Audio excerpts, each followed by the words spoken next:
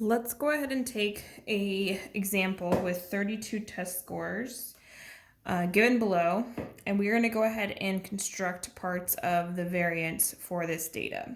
Okay, so both of these two pieces are part of the variance formula. So remember, the part that we need here is the mean, and we're going to go ahead and calculate that first, even though it didn't tell us to. So the average is going to be divided by 32. And I'm going to have to total up all of these numbers and go ahead and divide by 32. So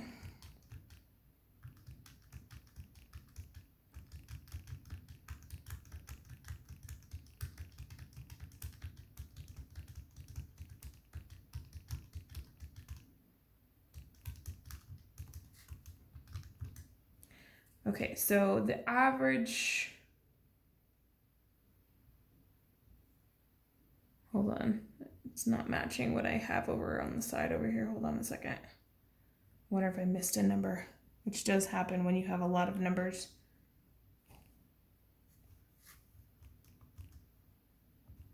Ten,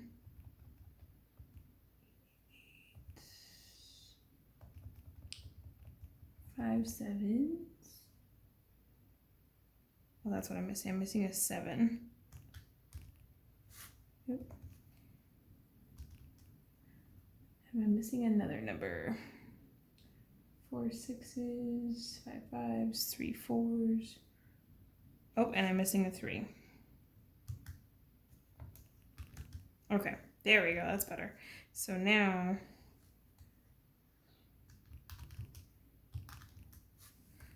$168 should be the total. I was missing some numbers up here, 3 and a 7 from the original example. So I get 5.25 for our mean. So we're going to need that for each of the numbers here. So what I'm going to do, instead of having a table of all 32 scores, because there's some that are repeats, I went ahead and just kind of clustered them together. So we'll have to address that when we go ahead and do our sum. So I'm going to go ahead and take x, which in this case is 0, and take away the mean, which is the 5.25. I'm not going to write this on every single one because I'm not going to have room. But the first one would be negative 5.25. And I'm going to do that for each one. So the next one would be x minus the mean, which is negative 4.25, negative 3.25, negative 2.25, negative 1.25, negative 0.25. 6 is 0.75. 7 is 1.75. Remember, I'm taking away my x and I'm taking away the mean value. Next one is 2.75, 3.75, and 4.75. And there we go. So that's part of what I need for my variance formula, which looks like this.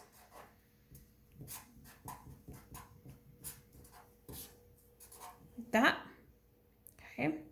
So now I'm going to need to square all of these numbers here and put them over here so that all will turn positive.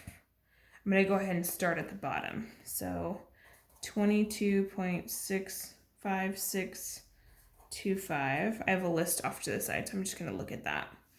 14.0625, 7.5625.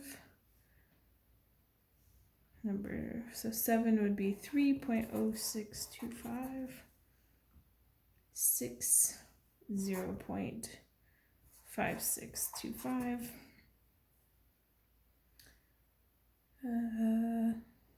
Did I miss one? Nope. 0.0625. 4 would be 1.5625. As you can see, it's a little bit tedious doing it this way. I will show you in the next video how to do it with your graphing calculator. It's good to know by hand though too.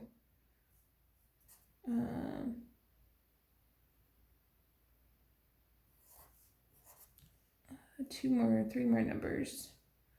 So 2 would be 10.5625. 1 is 18.0625. And last one, 27.5625. So those are all my mean numbers here. So what I'm going to end up doing, I need to go ahead and list out how many of each term I have. So I'm going to do that over here because I didn't make a full table.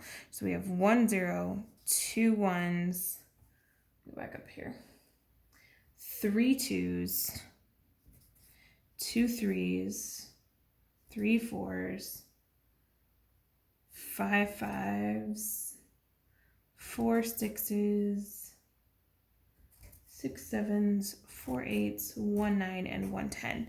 So what I'm going to end up having to do is I need to add up 32 of these numbers, okay? Because they're repeated, I went ahead and wrote the repeat numbers over there. So I'm gonna go ahead and just very carefully see if I can add up all of those numbers, and then I'll end up dividing them by n, which is our 32. Okay, so let's see if I can plug this into the calculator. Obviously, lots of errors could be made when doing this. That's why you want to be super careful. So just give me a second and then we'll actually, I think I might just end up looking at what it is so I don't have to waste time on here.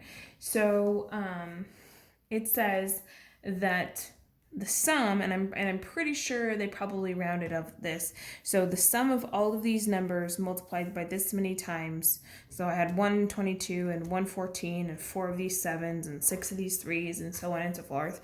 Apparently added up to 198-ish. And then our 32 will go across the bottom. So that means our variance, 198 divided by 32, is 6.19 rounded, is what our variance would be. Okay, remember that this is your r squared term. Okay,